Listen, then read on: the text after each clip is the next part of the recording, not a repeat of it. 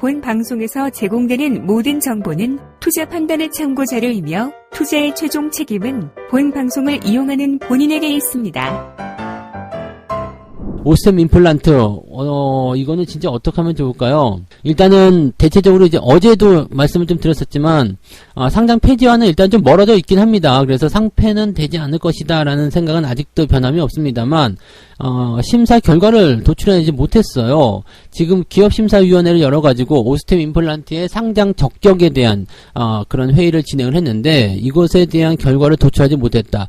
지금 이게 상폐를 시키자라는 쪽으로 될 것 같지는 않고 거래 재개에 대한 부분을 통해서 이제 개선 기간을 부여하자 아니면 이제 상장 유지를 하자라고 하게 했는데 이 개선 기간을 부여하자라는 쪽에 대해서는 얼마나 줄 것인가 이런 부분이 좀 됐을 거고 그 다음에 이제 상장을 유지하자 거래를 유지하자 이렇게 하기에는 지금 이 내부 통제 시스템에 대한 부분들이 이제 비적정 의견이란 말이에요. 감사 의견에서는 지금 뭐 적정이긴 받았습니다만 내부 회계 시스템이라든지 뭐 이런 쪽에서는 지금 뭔가 좀 불안하지 않느냐 이거 2천억이나 해먹을 동안 몰랐다는 게 말이 되느냐 이렇게 큰 회사가 그 다음에 자기 자본 대비 이게 규모가 좀 크잖아요. 그래서 단순하게 돈을 많이 벌어서 횡령금을 메꿨다 이게 중요한 게 아니라 이게 내부 통제 시스템이 제대로 되지 않으면 이게 또다시 발생할 수도 있느냐 아니겠느냐 이런 식으로 해서 지금 얘네는 바로 거래 재개하면 안 된다. 조금 더 상황을 지켜보고 내부 통제가 잘 되고 있는지 그런 부분들을 가지고서 우리가 판단해야 된다. 이런 식으로 얘기가 나온 것 같아요. 그래서 일단은 다음 달이 되겠죠. 어차피 뭐 오늘이 30일이기 때문에 다음 달 그 심의를 속개해야 될 필요성이 있다라고 얘기가 되어 있는 거라서 당분간은 더 거래 정지가 이어질 수밖에 없겠다 판단이 좀 되겠습니다. 원래 이렇게 거래 정지가 들어가서 뭔가 회의를 해야 되겠다 뭘 해야 되겠다 그러면요 시간이 좀 오래 걸립니다. 그래서 거래 정지 기간이 길어지면서 개미들의 마음만 조금 이제 뭐라 그럴까요? 네, 두근반 세근반 하는데 아직까지 생각은 그렇습니다. 상장 폐지가 되기는 좀 어렵지 않겠는가 라는 생각을 좀 하고 있는 부분이고요. 개선 기간에 대한 그런 명령이 떨어질 것인지 지금까지 이제 미적거리고 있는 부분을 보게 되면 이제 개선 기간에 대한 부분을 좀 부여하게 될 가능성이 높지 않을까 생각이 좀 들기도 합니다. 자세한 내용 좀 보면 지금 이번 그 심의 속개가 결정이 되면서 거래 정지 기간이 이제 3개월을 일단 넘어갔어요. 그리고 지금 이 회의에 대한 어떤 부분들이 뭐 오늘 했으니까 뭐 다음 주에 합시다 아니면은 뭐 며칠 후에 합시다 이런 게 아니라 점심 먹고 합시다 이런 게 아니라 그냥 그 심의를 다시 하는 게 이제 날짜가 특정되지 않았고 또 그냥 1개월, 2개월 이렇게 달 단위로 넘어갈 수밖에 없기 때문에 이 시간, 거래 정지 시간이 좀 길어질 수밖에 없다는 거. 그러면서 이제 사람들이 좀 지치게 되죠. 그런 부분이 좀 있는 거고요. 그 다음에 여기서 이제 개선 기간에 대한 그 부여, 이 부분을 좀 해야 되는 필요성이 좀 있는데 이게 아까 전에 잠깐 말씀했지만은 감사보고서를 좀 들여다볼 필요가 있어요. 지금 감사 의견은 적정이 나왔어요. 괜찮다라고 나왔지만 뭐가 문제였냐면 내부 회계 관리 제도에 대한 감사 의견의 비적정. 이건 당연히 부분이 적용했죠. 그 횡령에 대한 부분이기 때문에 니들 내부 회계 관리를 이렇게밖에 못해, 통제 이렇게밖에 못해. 이거는 정말 문제 있는 것 같아. 이 시스템대로는 못 갈 것 같아. 왜? 똑같은 일이 또 벌어질 수 있으니까 라는 얘기가 될 수 있는 거죠. 이번 연도에 이 횡령 사건이 제법 많았기 때문에 내부 회계 관리 제도 감사 겸 이쪽에서 뭐 비적정 받은 기업들이 제법 많이 있습니다. 그래서 요 내용들을 조금 더 강화시키는 그런 움직임으로 가지 않을까 싶긴 합니다. 이 횡령이 또다시 일어날 수 있다라는 부분이기 때문에 이것을 완전히 잘 개선하고 이 시스템적으로 통제를 잘 해야지만이 이제 완벽하게 적정으로 넘어가지 않겠나 생각이 드는 부분이겠어요. 근데 뭐 어쨌건 그런 상태이기 때문에 다음번 심의가 속개됐을 때 이 내부 회계 관리 제도에 대한 이 내용들을 바로 이제 수정을 해가지고 이제 통과될 수 있겠느냐 바로 이 말이죠. 지금의 감사 보고서상에서는 좀 부담감을 느낄 수밖에 없는 상황이 됐으니까 이것을 이제 개선 기간을 부여해서 이제 이것을 수정해라 이렇게 나올 가능성이 높지 않겠느냐 이렇게 되는 것 같습니다. 아마 상장을 유지하자 거래를 재개시키자라는 의견도 분명히 있었을 거예요. 문제 없지 않느냐라고 될 수 있었을 텐데 근데 그럼에도 불구하고 지금 이게 판결을 못 내린 이유는 이 개선 기간을 부여하자라는 부분에 뭔가 더 의견도 많이 실렸을 거다라고 좀 보시면 되겠죠. 그래서 지금 현재 상황에서는요, 이 내부 회계관리제도에 대한 부분들을 어떻게 개선시킬 것인지에 대한 개선안을 또다시 회사가 제출을 하고 그것을 이행하는지를 확인을 해줘야 될 것 같아요. 그래서 지금 보면은 이제 개선 기간을 이제 재수 없으면은 뭐 6개월까지도 이제 받지 않을까 생각되는 모습인데, 이게 보통은 1년까지 받거든요. 근데 아주 중대한 위기에 대한 부분에 대한 내용이고요. 이것도 물론 중대한 내용이긴 합니다만, 이 내부 회계 관리 제도에 대한 어떤 시스템적인 문제이기 때문에 1년까지는 가지 않을 것 같다는 생각이 좀 듭니다. 그래서 뭐 보통은 이제 뭐 한 3개월, 6개월 그 정도는 이제 감안하고 있어야 되지 않을까. 재수 없으면은요, 그죠? 올해 찬바람 불 때쯤 네, 오스틴 임플란트의 거래 재개가 일어날 수 있지 않을까. 이거는 이제 그 횡령 규모가 워낙 컸기 때문이다라고 생각을 하시긴 해야 될 것 같습니다. 자금이 조금 더 묶일 수도 있다는 것을 좀 생각하셔야 될 것 같고요. 자, 근데 뭐 어쨌건 지금 일단은 네, 거래 정지가 떨어진 상태이기 때문에 뭐 별로 뭐 어떻게 액션을 취할 만한 상황은 없는 거죠. 그래서 일단 상황이 이렇게 돌아가고 있다 정도까지만 생각하시면 되겠습니다. 그래서 지금 이 기업에 대한 부분은 상장 폐지냐 아니냐 이런 부분 결정은 아직 나타나지 않았기 때문에 상장을 다시 네, 유지시켜서 거래를 재개시킬 수 있는 가능성도 지금 제법 높은 편이고요. 그 다음에 상장 폐지 가능성은 매우 낮은 편이고요. 그 다음에 개선기간 명령에 대한 부분과 이 상장 유지에 대한 부분이 팽팽하게 맞서고 있는 것 같다라는 형태의 느낌인 것 같습니다. 그래서 그 정도로만 보시면 될 것 같아요. 그래서 상장 폐지까지는 너무 걱정하지 않으셔도 될 것 같은데, 자금이 조금 더 묶일 것인가 아니면 풀어줄 것인가, 거기에 대한 부분이 조금 미적거리고 있다라고 보시면 되겠죠. 근데 심사가 빨리 나와야지 돼요. 뭐 개선기간을 받더라도 심사가 빨리 나와야지 그 기간이 점점 좀 줄어드는 거지, 심사가 점점 늦어지게 되면 그만큼 개선기간을 받게 되더라도 더 늦어지기 때문에, 이러다 보면은 첫눈 올 때까지 안 풀릴 수도 있죠. 그래서 그런 부분들도 여러분들이 잘 생각해서 보시면 좋겠습니다. 일단 너무 뭐 상패에 대한 압박감이나 두려움은 갖지 않으셔도 좋지 않을까 생각이 되니까 그 부분 참고하시면 되겠고요. 요거는 뭐 계속 경고를 드렸었던 부분 중에 하나이기도 하네요. 안랩과 에디슨. 이 에디슨 같은 경우는 거래 정지 나오기 전에 제가 무료 방송을 하면서, 지금이라도 좀 나오시죠? 네, 이런 거 하시지 마시죠? 라는 얘기를 또 해드리기도 했었는데, 어떻게 공교롭게 그 다음날 딱 거래 정지가 떨어져 버려서, 상당히 좀 이제 피곤하긴 하네요.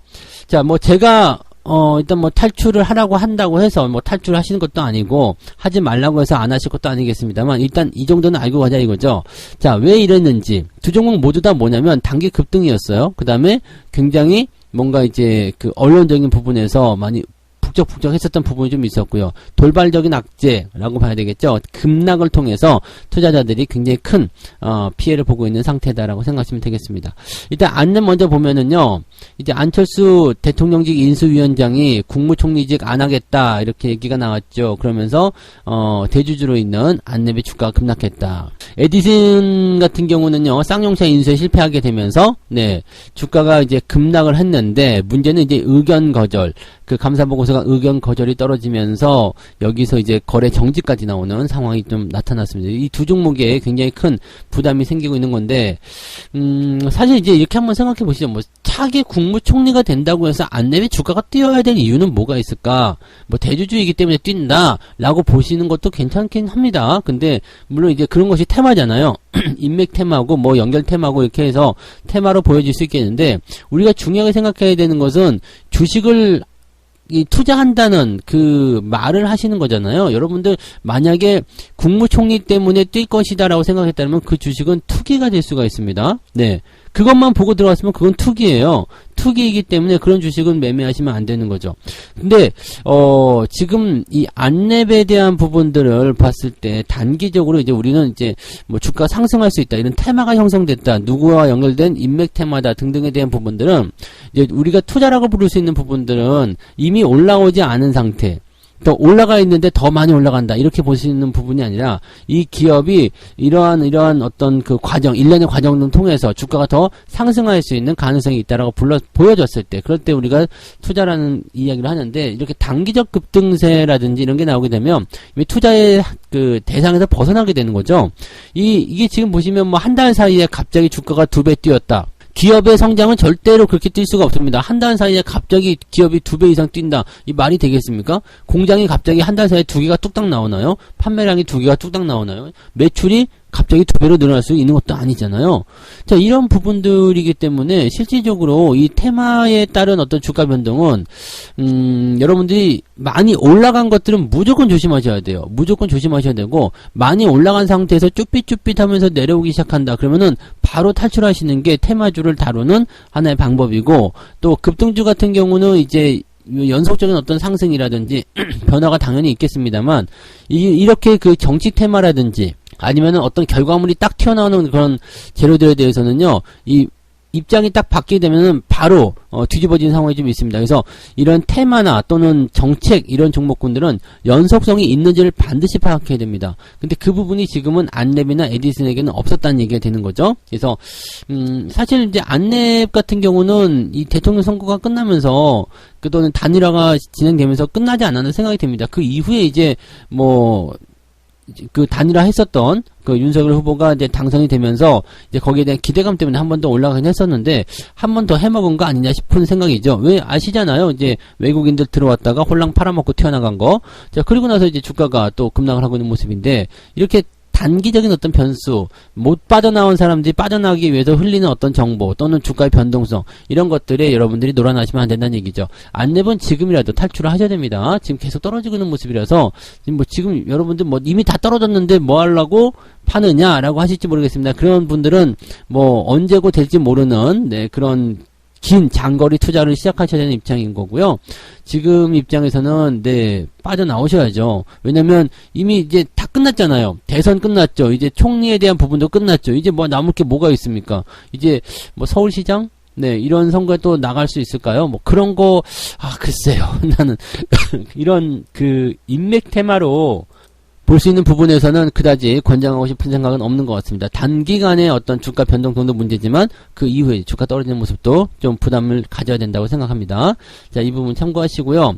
에디슨 같은 경우는 사실 대응할 수 있는 부분이 없으실 거예요. 요거는 지금 거래 정지가 떨어져 버렸기 때문에 대응하실 부분이 없는데, 상장 폐지에 대한 부분까지도 고민을 좀 해야 되지 않을까 생각이 되는 모습입니다. 실제로 지금 이제 감사 보고서에 대한 부분들이 의견 거절이 나오거나 또는 비적장이 나오거나 그래서 상장 폐지가 되는 경우들이 있는데, 이건 한장 의견이나 이런 거랑은 좀 달라요. 또 그리고 감사보고서 지연 제출 이건 좀 다르고요.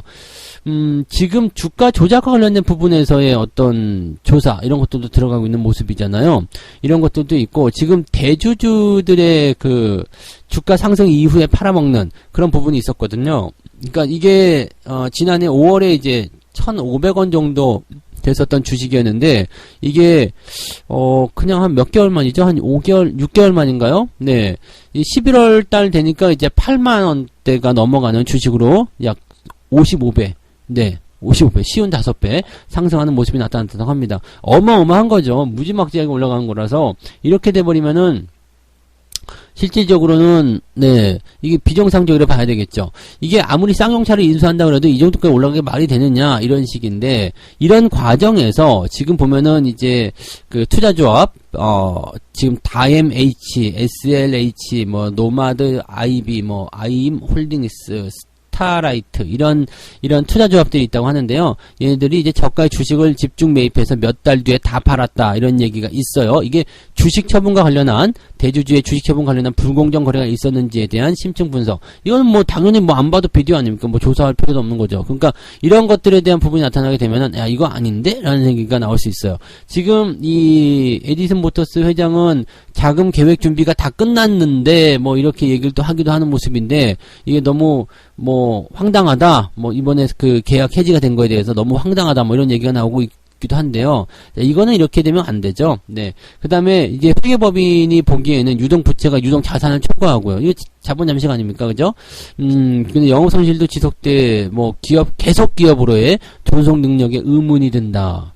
그러니까 실질적으로 인수할 능력도 없으면서 주가 부양을 위해서 인수전에 참여했다는 부분. 왜냐면 이제 끝날 것 같다, 큰일 날 것 같다, 감사보고서 전에 대충 해먹자라는 식으로 해가지고 주가 띄워놓고 팔아먹은 것인지 이걸 조사하겠다는 이야기고, 실질적으로 이제 감사보고서 보니까 진짜 그런 건데 이게 이 인수전에 뛰어들어서 주가를 뛰어 올리지 못했다면 대주주들이 탈출할 수 있는 방법이 없었겠죠. 왜냐면 지금 감사보고서 이렇게 나와 떨어지니까요. 그러면 이 상황을 어떻게 받아들여야 되냐 이거죠. 이게 감사보고서 나와서 뻔한 결과를 알고 있는 상태였기 때문에 그 전에 미리 1년 전쯤에 작업을 쳐가지고 끝낸 거 아니겠느냐. 왜냐면 작년 5월 같은 경우라면은 1,500원대 주가가 이제 움직이기 시작한 게, 작년도 감사보고서 받아보고, 내년도 힘들 것 같은데? 라는 생각에 이렇게 작전을 걸었다라면 굉장히 소름 돋는 일일 것이다 라고 보시면 되겠죠. 이거는 딱 변화가 있을 때 팔아먹는 부분들이 반드시 있어야 돼요. 그래서 테마는 제가 지난번에 설명을 드렸지만 이런 모습들은 반드시 조심하고 들어가자. 꼭 명심하시기 바랍니다. 뭐 에디슨 같은 경우는 뭐 어쩔 수 없는 부분이 되겠습니다만 안랩 같은 경우도 마찬가지고요. 모든 테마주, 모든 급등주들이 다 그러한 보이지 않는 면을 보여주고 있다는 것을 꼭 참고하시고요. 그 뒤에 얘네들이 왜 이럴까, 얘네가 왜 이럴까를 꼭 생각하시기 바랍니다. 여러분들을 좋게 만들어주기 위해서 주가가 올라가는 게 아니에요. 아시죠? 그래서 많이 올라간 주식은 절대 건드리지 않는다, 욕심내지 않는다, 그런 것들을 꼭 명심해 주시기 바랍니다. 쌍용차가 이제 또 재무제표 감사 의견이 거절이 됐습니다. 그래서 이대로 가면 이제 상장 폐지가 될 가능성이 매우 높은 상황이 좀 되는 건데, 이때 이제 구세주처럼 등장한 애들이 이제 쌍방울 그룹이다라고 되어 있습니다. 인수한다 이런 얘기가 나온 거죠. 자, 지금 에디슨 모터스로의 인수합병에 무산이 되면서 아주 그냥 또 벼랑 끝으로 몰리고 있는 상태인데, 에디슨 모터스도 지금 쉽지가 않아요. 에디슨 EV가 지금 감사 의견 거절이었던가요? 그래서 의견 거절 나와서 상패에 몰려있는 상태가 된 거고요. 지금 쌍용차 같은 경우도 그런 상황이 된 건데, 쌍용차야 뭐 지금 자본 잠식에 나가면 난리가 아닙니다. 그래서 실질적으로 이제 회계법인이 뭐라 그랬냐면, 쌍용차가 계속 기업으로서의 존속 능력에 의문이 든다. 회생 계획안에 대한 법원의 인가 여부와 회생 계획 인가 전 M&A 및 인가 후 회생 계획 안의 이행을 포함한 어쩌고저쩌고 전부 다 불확실성이다 이거죠. 이게 사실은 이제 인수합병이 안 되면서 이제 이 모든 것들이 이상해졌다라고 보시면 되겠습니다. 사실 팔려가는 입장에서는 이 사가는 쪽에서 다 책임져 줄게 라고 한다라면 뭐 별 문제가 없는 상황 아니겠습니까? 그래서 지금 보면 이제 상장 폐지 관련한 개선 기간을 지금 올해 4월 14일까지로 부여를 받았기 때문에 이 감사 의견에 대한 어떤 거절 이 부분을 해소하기 위한 것을 이제 다시 이제 사들이는 사람들을 찾는 거, 재인수, 그러니까 재매각이라고 봐야 되겠죠? 네, 에디슨 모터스 말고 새로운 어떤 주인을 찾아가는 것, 그것이 이제 상장 폐지를 모면할 수 있는 유일한 방법이다, 이렇게 생각을 하고 있는 것 같아요. 근데 한번 이것도 고민을 한번 해보실 필요가 있는 게, 쌍용차를 사는 것이 과연 이득인 기업이 누가 있을까라는 생각인 거죠. 아무리 이제 시너지를 만든다, 아니면은 뭐 새로운 어떤 시장으로 진출한다, 뭐 이런 얘기들이 나온다 하더라도, 지금 이 쌍용차를 하려면 말이에요, 자본 잠식이니까 감자 대규모로 한번 들어가야 되겠죠. 감자가 들어가면서 이제 뭔가 좀 구조 조정도 좀 필요할 테고요. 그 다음에 인원 감축 당연히 필수가 될 수밖에 없겠죠. 여기에다가 지금 돈도 없잖아요. 장사가 잘 되는 것도 아니기 때문에 여기다 들어가는 어떤 비용들, 이런 것들, 이 막대한 자금을 도대체 어떻게 감당을 하겠느냐죠. 그러니까 쉽게 얘기하면 이제 우리 외제차 같은 거랑 똑같으면 돼요. 가끔씩 이제 카푸어라고 하시는 분들 있잖아요. 그런 분들 이제 외제차를 구입을 할 때 차 가격만 고려를 많이 하잖아요. 차 가격만. 뭐 벤츠 아니면은 뭐 BMW, 요즘에 이런 거는 카푸어라고 안 하나? 네, 더 비싼 거 뭐 있어요? 람보르기니? 네. 나 비싼 차 잘 몰라서. 네. 아무튼 이거 비싼 스포츠카가 있어요. 차 가격 7천만 원밖에 안 하네? 8천만 원밖에 안 하네? 살 수 있지. 살 수 있어. 그죠? 외제차 살 수 있잖아요. 5, 6천 정도 하는 거 할부로 그냥 쭉 긁어가지고 사면 사는데, 문제는 그걸 끌고 다니면서 만들어지는 여러 가지 비용들이죠. 유지비. 이게 어마어마하다는 이야기예요. 차 가격을 뛰어넘는다는 이야기입니다. 그래서 사실 자동차 같은 경우도 예전에 존리 대표가 얘기한 것처럼 사치 품목에 들어간다. 그러니까 이 자동차를 아예 사지 말라는 것이 아니라 사고 싶다라면 자신의 어떤 범위 안에서 이런 어떤 유지비라든지 이런 것까지 전부 다 포함해가지고 해봐라, 이런 얘기가 되는 거죠. 만약에 스포츠카 멋있어요. 살만해. 내가 지금 모은 돈이 한 1억 있어. 그러니까 스포츠카 하나 살 수 있어. 1억 주고 스포츠카를 샀어요. 근데 그 다음부터 나타나는 것은 뭐예요? 이제 보험료도 엄청나게 뛰죠. 스포츠카니까 위험하다 그래가지고 어마어마한 보험료에 기름값에 또 그 차를 가지고 다니면 또 유지해야 되는 그런 비용들부터 해서 뭐 어마어마하죠. 골치 아픈 일입니다. 그래서 과연 그것이 맞는 것인가라는 생각인 거죠. 그러니까 이 기업도 마찬가지예요. 이 쌍용차 같은 경우도 지금 사는 거야 뭐 살 수 있죠. 뭐 한 3천억에서 5천억 사이면 살 수 있어요. 얼마 안 되잖아. 근데 이것을 사고 나서가 또 문제가 아니겠습니까? 그죠? 사업과의 어떤 시너지도 해야 되고 사긴 샀는데 지금 적자에 시달리고 있는 상태니까 이걸 또 어떻게 해결할 것인가. 네, 이런 부분들이에요. 근데 여기서 용감하게 뛰어드신 분이 있죠. 바로 쌍용차 인수에 우리가 들어가겠다. 누가 지금 그 쌍방울 그룹이에요. 둘이서 쌍씨 형제인가? 네, 하여튼 쌍쌍바 같은 그런 거네요. 이제 쌍방울 그룹에 이제 광림이라고 있습니다. 이 광림이 그룹의 다른 계열사와 컨소시엄을 구성해서 쌍용차 인수에 나설 것이다. 이렇게 되어 있습니다. 그래서 지금 쌍방울 그룹에 이제 이 덩어리로 봐야 되는 부분이어서 쌍방울이 쌍용차를 인수한다고 야 빤스 회사가 무슨 자동차야 라고 생각하시게 되면은 이게 약간 그 뭔가 아다리가 안 맞는데 광림이라고 한다라면은 약간 이게 좀 시너지 효과를 기대를 해볼 수 있어요. 왜냐면 이건 특장차이기 때문이죠. 지금 광림 같은 경우는요, 예전 같은 경우는 이제 특장차, 전기공사용 특장차 같은 경우는 뭐 시장의 절반 정도, 네, 점유율 차지하고 있는 거고요. 뭐 크레인, 뭐 이쪽 부분에서도 점유율이 제법 높은 그런 기업입니다. 그래서, 실제로 이제 특수 자동차라고 봐야 되나요? 이제 특장차죠, 특장차. 이 특장차 같은 경우에 이제 시장 점유율이 제법 높은 상황이기 때문에 이것을 쌍용차와 같이 하게 되면 조금 더 넓은 쪽에서의 어떤 시너지가 나오지 않겠는가라는 식의 이야기가 된다. 이렇게 생각하시면 되는 거겠죠. 자, 그런데 광림이라는 이 기업이 특장차 기업인데 그동안 M&A 행보를 좀 보니까 이 시너지에 대한 부분이 아니라, 지금 뭐 쌍방울, 비비안, 뭐 이런 쪽의 지분을 샀어요. 이게 자동차 회사가 이제, 그러니까 자동차라고 하기도 좀 그런가요? 하여튼 특장차 회사가 빤스 회사를 샀다. 이렇게 보시면 되는 것 같은 그런 느낌적인 느낌이고, 또 그 다음에 광학회사, 필름, 뭐 이런 나노스 같은 기업, 뭐 이렇게 되어 있어요. 그러니까 실질적으로 지금 광림이 이야기하는 다른 그 그룹 내의 다른 계열사와 컨소시엄을 구성하겠다라는 것은 지금 이 그룹 내에 있는 뭐 쌍방울이나 비비안이나 나노스나 IOK나 뭐 이런 기업들하고 연결돼 가지고 사겠다는 얘기인데 지금 현재 나노스하고 IOK를 먼저 거론하고 있는 상황이긴 합니다. 자, 그런데 일단 이 기업들의 재무 상황도 좋지가 않아요. 나노스 같은 경우는 2018년이었습니까? 19년이었습니까? 그때 죽다가 살아나가지고 이제 산소호흡기 뗄까 말까 그러고 있는 상태인데 여기다가 또 끌어들이고 야 이거 좀 애매하지 않냐 이거죠. 즉 무슨 얘기냐면 이게 이제 그 광림, 쌍방울 뭐 이런 식으로 지금 다 연결되어 있지만 이 기업, 이 그룹 내에 있는 기업들 자체의 재무제표가 그다지 썩 좋지가 않기 때문에 쌍용차를 인수하게 됐을 때 거기서 나타나는 어떤 불안감이라고 봐야 되겠죠. 그런 것들이 굉장히 좀 이제 부각되지 않겠느냐 이거죠. 과연 이것을 감당할 수 있겠는가라는 식의 어떤 느낌을 보시면 되겠습니다. 제가 뭐 이런 그룹을 이렇게 뭐 무시하는 건 아니겠습니다만 뭐 성장한다, 뭐 돈 번다라고 할 수 있겠지만 실질적으로는 이제 그렇게 돈을 잘 벌고 있는 상황은 아니라는 거죠. 그러니까 지금 내실을 다져서 자기네 기업들의 어떤 성장성을 더 키워야 되는 입장이 아니겠는가 싶은 상황인데 이러다간 다 죽어 그거 있잖아요. 예전에 뭐 오징어 게임이었나요? 이러다간 다 죽어 뭐 그거 인가 아닌가 싶은 느낌도 좀 듭니다. 그래서 아무튼 네, 이 부분은 계속 논란이 좀 될 것 같은 느낌이고요. 시간에서는 이제 상한가를 기록했기 때문에 아마도 오늘 주가 상승률이 빵빵 튀어나갈 것 같긴 합니다.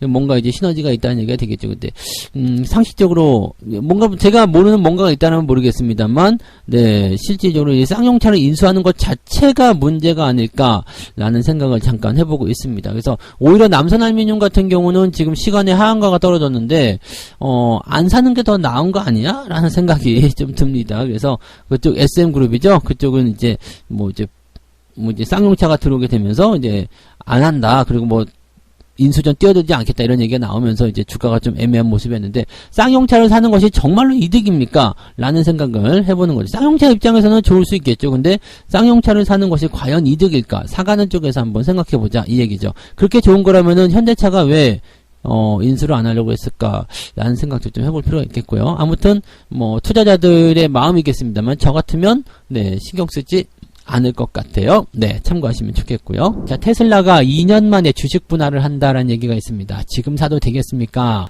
주식 분할에 대한 부분들은 우리가 여러 가지 이제 어떤 기업들의 의도 이런 것들을 파악을 좀 해볼 필요가 있긴 합니다. 근데 이 통상적으로 주식 분할이 주가 부양책 중에 하나로 쓰인다라는 것은 이제 주가가 올라갈 확률이 높지 않겠느냐라는 식으로 가는 거죠. 그러니까 지금 뭐 1,200달러를 돌파하는 부분도 가능하지 않겠느냐 얘기가 나옵니다.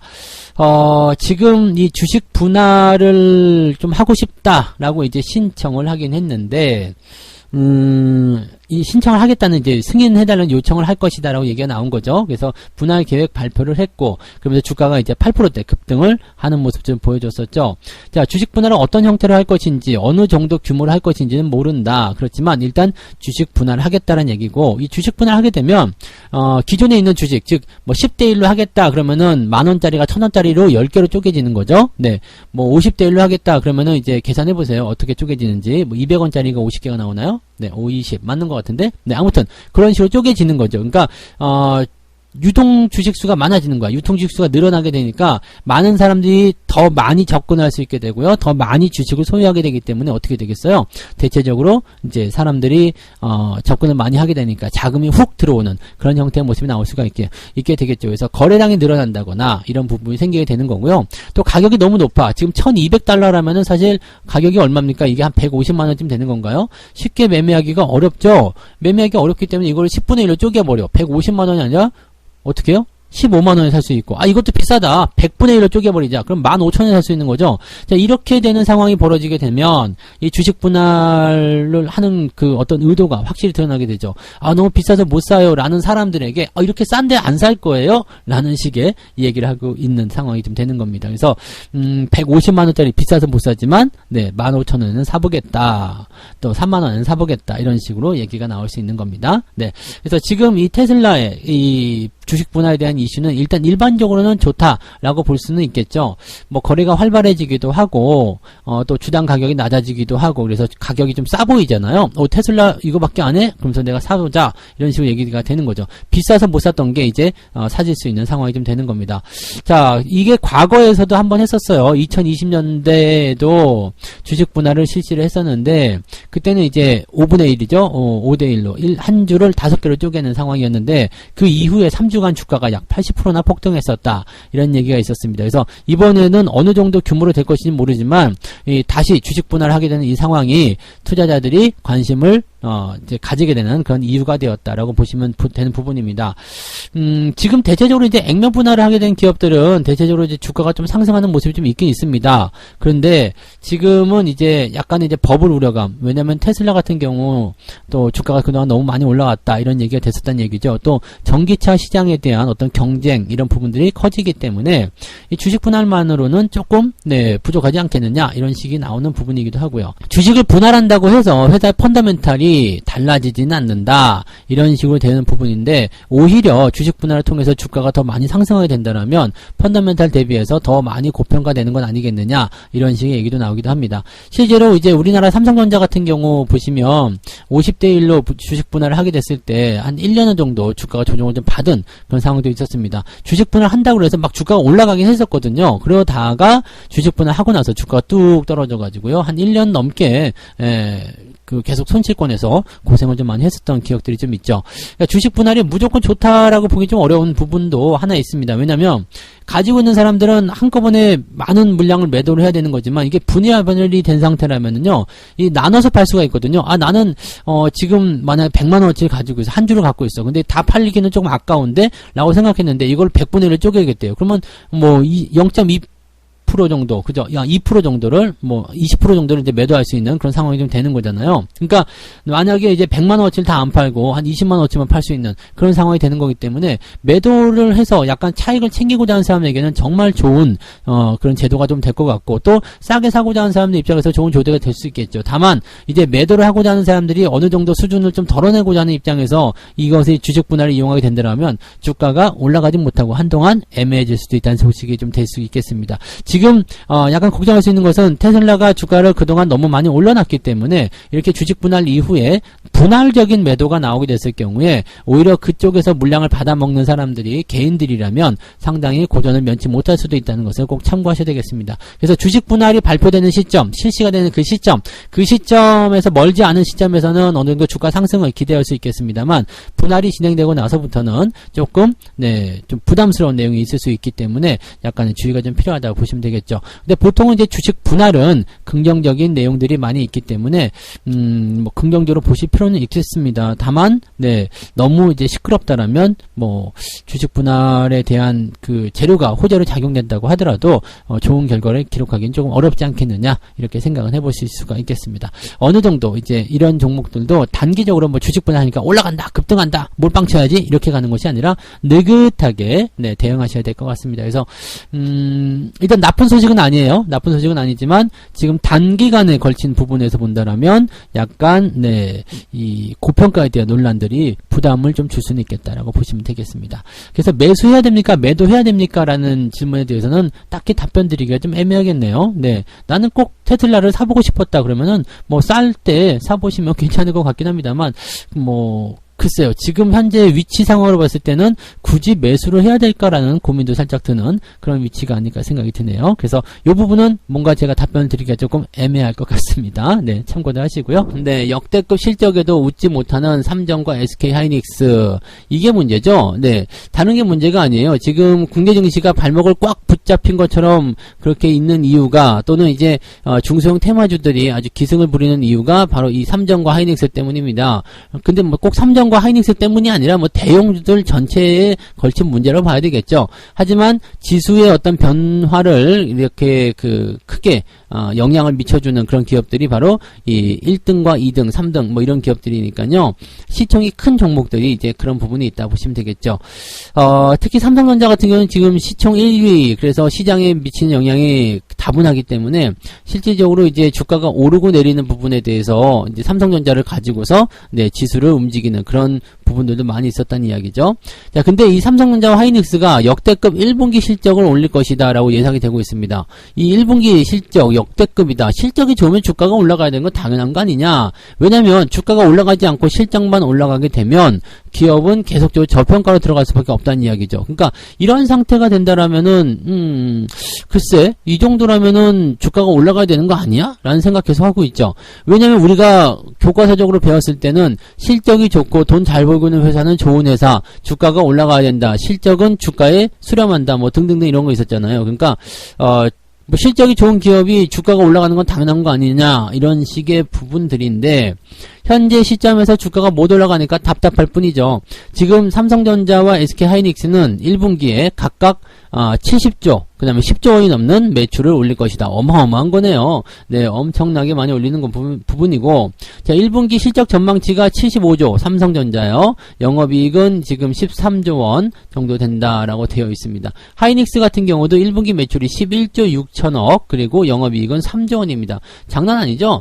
영업이익은 지난해에 비해서 2배가 넘는 수준입니다. 그러면 실질적으로 이 정도라면은 주가가 올라가야 되지 않느냐 이 부분인데, 이게 이제 개인들이 계속 매달려 있다 보니까 안 들어오는 것 같아요. 지금 현재 시점에서 이 대형주 쪽에서의 어떤 움직임들보다도 중소형주 쪽 움직임이 굉장히 강한데 이 부분 쪽으로 계속 넘어가는 것들이 약간은 이제 좀 뭐라 그럴까요? 뭐 꼼수 그런 느낌 좀 잠깐 들어요. 지금 시장에서 보시면은요. 하이닉스나 삼성전자가 못 올라가는 이유가 이제 또 다른 이유가 있다는 얘기예요. 실적은 굉장히 좋지만 이제 앞으로의 어떤 반도체 메모리 반도체의 불확실한 장기적인 전망 뭐 이런 것들 이야기가 좀 되어 있고요. 인텔의 대규모 투자 이것도 이제 불안한 변수다. 그 다음에 반도체 전략이 아시아 의존도 축소 쪽으로 방향을 튼 것이 아니냐 이런 식으로 얘기를 했습니다. 그러면서 유진투자증권에서는 삼성전자의 목표 주가를 88,000원으로 하향했다 이런 얘기 나왔고요. 그 다음에 그 반도체 장비의 수입이 감소하고 있다라는 얘기가 나옵니다. 반도체 장비의 수입. 이게 감소하고 있다는 것은 반도체 불황기에 반도체 장비 수입이 부진을 했고, 그렇게 되면서 이제 전체적으로 반도체 경기가 좋지 않았다. 이런 얘기가 나오죠. 그래서 이 반도체 메모리 반도체의 불황의 전조가 될 수 있다라는 것이 반도체 장비의 수입 감소다. 이렇게 되어 있는 부분입니다. 그러다 보니까 이제 SK 하이닉스 같은 경우도 이제 목표 주가를 17만원에서 15만원 5천원으로 내렸다. 이렇게 되어 있는데, 그래도 투자 의견은 계속 매수겠죠? 네. 증권사 리포트는 안 봐도 비디오잖아요. 투자 의견은 계속 매수고, 목표 주가는 낮춘다. 뭐, 나쁘다. 뭐, 이렇게 얘기하지만, 네, 계속 매수 의견을 보고 있겠죠. 네, 중요한 건 이거예요. 이게 이제 개인 투자자들이 이 리포트를 보면서 매수하고 안 하고가 중요한 게 아니라, 아직 안 떨어져 나간다는 이야기죠. 실질적으로는 이제 실적이 좋고 막 그러니까, 이런 기업들의 투자를 좀 하고 싶은 생각도 분명히 있을 거예요. 근데, 외국인이나 기관들 입장에서는, 개인들이 많은 종목들, 주렁주렁 매달려 있는 무거운 종목을 올려주기 좀 부담스럽겠죠. 그러다 보니까 이제 중소형 테마주나 또는 이제 정책주 이런 쪽으로 많이 진입이 되는 모습이고, 또 그런 것들이 이제 또 많이 올라가다 보니까 투자하기가 좀 껄끄러운 상태가 많이 있을 거예요. 그래서 실질적으로 외국인이나 기관들 움직임 보시면 이 매매 규모 자체가 크지가 않습니다. 그래서 최근에 수급동향 보시면 계속 관망이라든지 좀 지켜보는 그런 형태의 모습이 좀 나타나죠. 자, 그러면서 계속 중소형주를 올려놔요. 그 다음에 대형주를 계속 발목을 잡고 있어요. 왜냐면 매수가 안 들어오면 못 올라가니까. 자, 이런 상태. 내려가는 것도 아니고 올라가는 것도 아닌 그런 애매한 상태를 유지하고 있습니다. 그러면 대형주 갖고 있는 분들은 지루해가지고 테마주로 넘어간다고 그랬죠. 저거는 저렇게 올라가는데 지금 뭐 쌍방울 뭐 이런 거 보면 난리가 아니잖아요. 그러니까 그쪽으로 가려고 이제 이 대형주를 팔고 글로 넘어가는 상황이 벌어질 것이다. 이게 지금은 이제 아니야. 이거 계속 있어야 돼 라고 생각하지만 조금 더 올라가고 나면 이게 생각이 바뀌는 분들이 굉장히 많을 거란 말이죠. 지금이라도 가야 한다. 늦었다고 생각할 때가 가장 빠를 때다. 그러면서 확 넘어가죠. 그때가 이제 외국인들이 매수가 들어오는 시점이 될 겁니다. 이제 삼성전자 하이닉스 같은 경우도 여기서 뭐 빠져봤자 얼마나 더 빠지겠습니까? 시장이 올라가려면 지금보다 지수가 더 많이 상승하려면 얘네들 올려야 되거든요. 그러면 이 기업들에 대한 그 주가 반등 시점이 시장의 반등 시점이다. 본격적인 상승 시점이다. 보시면 되는데 얘네들이 올라가려면 뭐가 필요해요? 당연히 수급이 필요합니다. 그래서 얘네들의 그 이 삼성전자 하이닉스가 주가가 상승하는 부분은 일단은 기관, 그 다음에 외국인, 이 순매수가 들어와야 된다. 지금은 계속 팔고 있기 때문에 여기에서 이제 개인 투자자들이 항복을 하는 그 상황이 벌어져야지만이 주가가 상승할 것이다. 보시면 되겠습니다.